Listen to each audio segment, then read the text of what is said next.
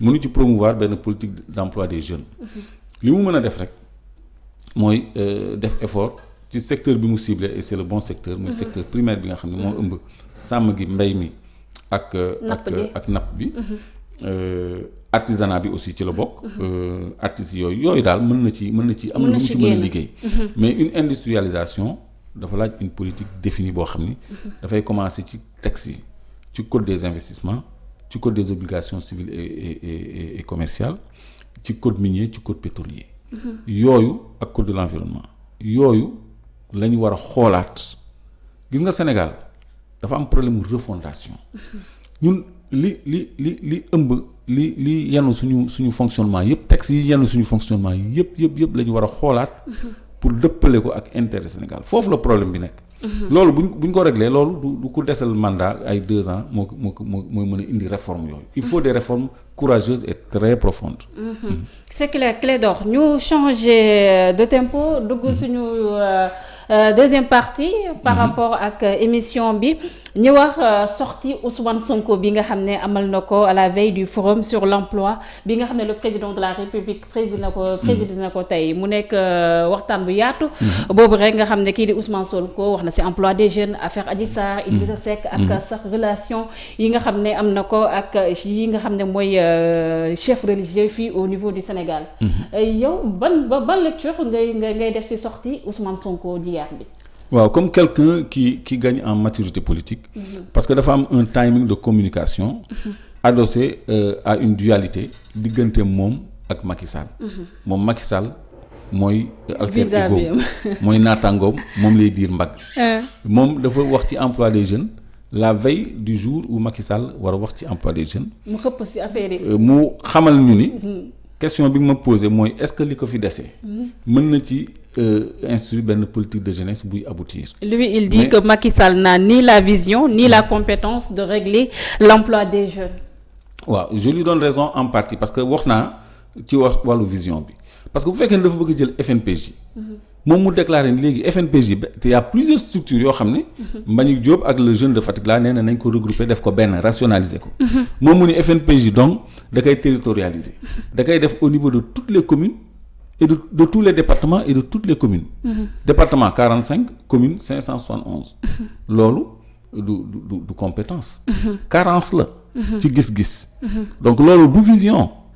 C'est pas parce que je suis pas en phase avec lui et si je suis pas en phase avec lui d'ailleurs c'est à cause de sa vision qui n'est pas dans le sens du développement. loolu du vision. il a effectivement raison Ousmane Sonko quand il dit qu'il n'en a ni la compétence ni la vision parce que ki nga xam ni moom la ñu dénk suñu destinée suñu lépp mais warul xalaat yu terre à terre yooyu FNPJ nga def ko dans 571 communes et 45 départements. pour régler quoi ña fay liggéey ñaata staff technique 571 staff technique dans 45 départements. avec des budgets de fonctionnement et tout ça. mais loolu du lu Sénégal war a jublu loolu waru ko sax xalaat. rationalisation la war a xalaat donc Sonko a raison et Macky c'est Macky qui lui donne raison parce que moom avantage am da ko njëkk a wax moo tax ma ni la c'est quelqu'un qui gagne en maturité politique. et en timing parce que mu ngi imposer benn dualité.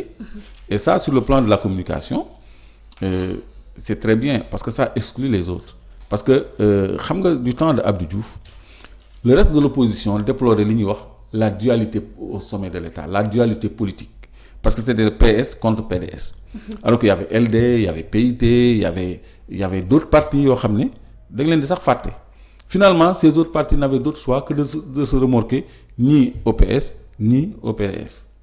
Et Sonko est en train de tendre vers cette bipolarisation. Voilà, on parlait de bipolarisation, ça c'était le terme de la vie politique, bipolarisation. Mon ñaari pôle, le pôle du pouvoir incarné par Macky Sall et sa coalition Benno Bokk Yakaar, et le pôle de l'opposition incarné par Ousmane Sonko et tous ceux qui voudront être avec lui.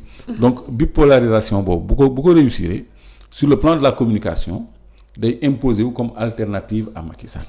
kon bu boobaa ñëpp ñu bëgg Macky Sall jóge fi dañ koy dem jege ji wala ñu dem jàppale ji ko politiquement c'est très profitable. Vous parlez de bipolarisation, vous parlez de dualité, mais est-ce que mënuñu see am aussi beneen lecture déjà le président de la République tey jii la waroon wax ci wàllum ndaw yi. Ousmane Sonko mun nañu wax ne dafa mel ni comme da ko marché sur ses pas. nga xam ne aussi mun nañoo wax ne Ousmane Sonko. électorat bu gën a am solo ci moom wala sax ñu ko gën a boo jël jox nopp ak gët moo nekk jeunes yi est-ce que nekkul aussi Ousmane Sonko dafa nekkoon ci benn dynamique rek di jéem a artu aussi ndaw yooyu nga xam ne ñoo ko farandoo ak moom ngir mu bañ leen wax de non n'allez pas chez l'autre voilà quoi. mais c'est politiquement de très bonne guerre. Voilà quoi, politiquement, il est en train de conserver son électorat d'un instant. C'est politiquement de très bonne guerre de dire aux jeunes que, écoute, ce monsieur-là, il ne reste pas beaucoup. Il n'en a ni la vision, ni la capacité. Ce qu'il vous promet là, il ne peut pas le réaliser parce qu'il en avait promis. Lolo, c'est un discours qui va être réceptif aux jeunes. Moi, j'avais comme l'impression que... Moi, j'ai regardé... Je te coupe pas, j'avais comme l'impression que c'était comme un père de famille qui gardait jalousement ses enfants, quoi. Mais de bonne guerre, de bonne guerre. Et puis moi, j'ai regardé le direct sur la TFM. Mais j'ai vu, ils étaient à entre 380 et 400 vues. Pour un discours présidentiel si attendu, je crois qu'on pouvait faire mieux. Donc, alors que... Et hier, Ousmane Sonko, il était hyper bien suivi. Et il a une plus grande audience que le président de la République. Au moins, sur le plan de la communication, il ne lâche rien. Il est obligé de le marquer à la culotte, comme nous l'avons fait, anticiper le discours, ba noppi clashé ko loolu moo gën mu wax ba pare muy doon ay impression. C'est-à-dire il préfère agir plutôt que de réagir. Et ça, c'est une bonne stratégie. Xaw ma kan moo ko xelal. Mais l'action l'emporte toujours sur la réaction. Parce que la réaction, tu n'as pas l'initiative. Donc, en parlant de ce sujet-là, il n'a pas réagi, il a agi. Donc, tous ceux qui parleront après lui auront réagi. Et il aura toujours cette longueur d'avance et c'est politiquement très rentable et sur le plan de la communication aussi c'est formidable. Quand Ousmane Sonko dit aussi que Sénégalais yi dañoo xiif dañoo sonn que bu ñu étonné wu gis aussi benn marée humaine si meeting yi ñi nga xam ne seetlu nañ ko fan yi yëpp si waaye Benno Bokk Yaakaar ak waaye APR.